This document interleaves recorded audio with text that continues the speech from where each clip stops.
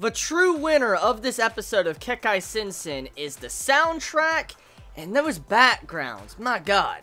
So, that soundtrack was very lively in this episode. Like, that soundtrack with the vocals, oh god, that English vocals I heard, like, oh my god, it sounds so damn good.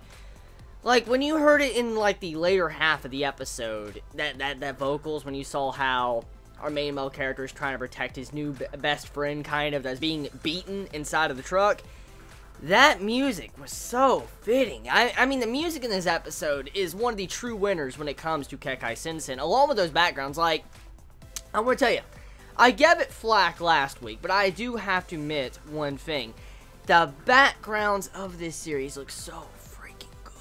Oh my god, like, did you see the beginning of this episode when they showed you the background of the city and all that, when they did like an overpan and you saw the street and the lights and stuff? Damn, I really want to see a dub to this series. That's actually one thing I do want to mention. When it comes to Kekkai Sensen, I feel like a dub would be a lot better than a sub. Now, hear me out, okay? The reason why I say that is because Kekkai Sensen is set in New York.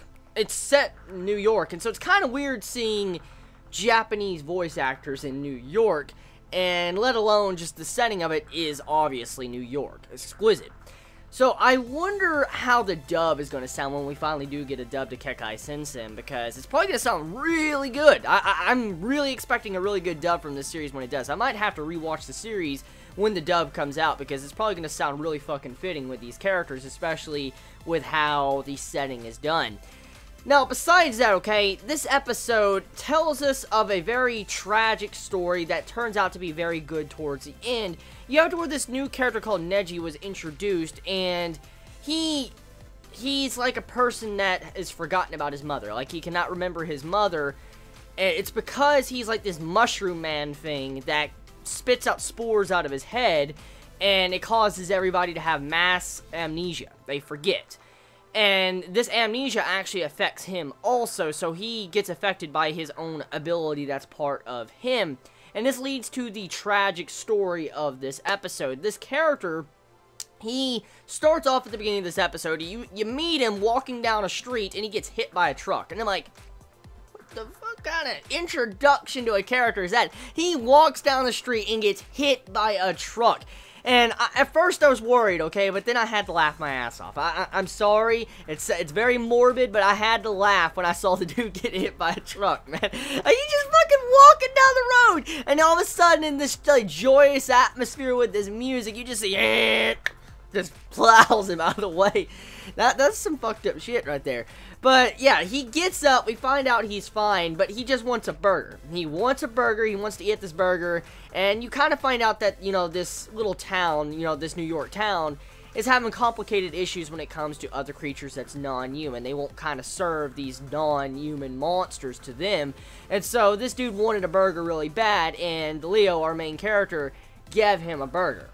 And that's kind of how the friendship started. They were just sharing burgers. He was buying burgers for his new friend Neji. Also, it eventually led into where these like mafia people, or these people that are working for the mafia, they hit him once again, beat the shit out of him, realized he had this power of amnesia. They wanted to exploit it to where they can make more money and get out of their debts. And that's kind of where the episode ended off, to where the two characters forgot. Like, everybody forgot. Like, Leo and Neji forgot about each other. But at the end of the episode, you see it to how they become friends, just how the beginning of the episode started. Like, the beginning of the episode is very similar to the ending of this episode, but the only difference, as you can see, is that instead of Leo not giving Neji a burger, he actually gives him a burger, and now their like entire friendship has changed just a little bit. It just shows you that they value each other. And also, to kind of end off this episode, they show that little wrapping with the face, the human face on it, that does a thumbs up. It's in the back of Neji's pocket, so you can see that he kind of still has attachment to Leo in some form, even though he doesn't really remember him completely.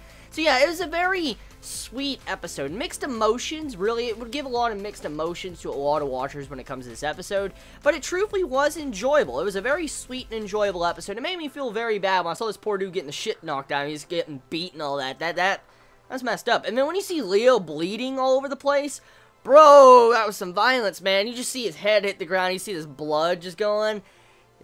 Wow. that was crazy. So, the series can be violent at times, and it has a great setting, great backgrounds, great music. That music, like I said, though, man, it's the real winner of this episode. Like, if it wasn't for that music, it wouldn't have been as good of an episode, because that music made the life of this. The ending of the episode, though, however, getting past, you know, the friendship that was formed, we're introduced to the King of Despair that was introduced a couple episodes ago. We kind of get his name, and he finally talks with our main male character, Leo, and he's like, call me Black. Okay, I gotta mention this, okay? I gotta mention this. The sister, if I'm correct, is called White. The brother is called Black.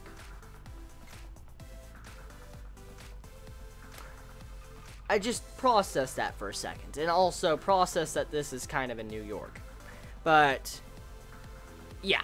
Anyways, the thing is, okay, with this episode, it was decent. It was a very decent episode. I enjoyed it. It was fun. A lot better than last week's episode, actually. A lot better when it came to terms of pacing, progression, and trying to explain different things. It was really good. And it seems like this series might turn out to be episodic, judging by how it's been going for these past couple episodes. It seems like it is becoming like an episodic series that's probably going to tell us a story towards the end, but right now it's just building up into an episodic series and slowly building up this plot line with this King of Despair. So tell me your thoughts. Y'all have a wonderful day or not, wherever you live. Please be safe. Chibi out.